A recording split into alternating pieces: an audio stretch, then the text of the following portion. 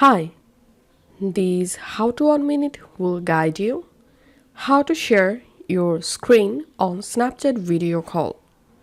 Follow these easy steps to easily share your Android or iPhone screen on Snapchat. First of all, we have to update our Snapchat app. So go to your App Store or Play Store and search for Snapchat. If you see any update available, all you have to need update your Snapchat app. Once done, go ahead and launch your Snapchat application. And now tap on chat panel and go to the conversation.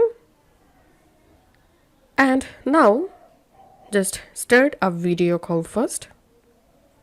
And now on my computer, as you can see, I opened my another Snapchat account, and here's I'm simply accepting the call.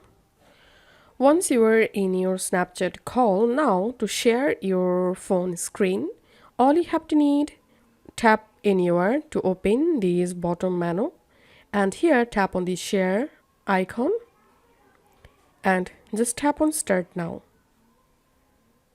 And as you can see, I'm sharing my screen. Now minimize your video call.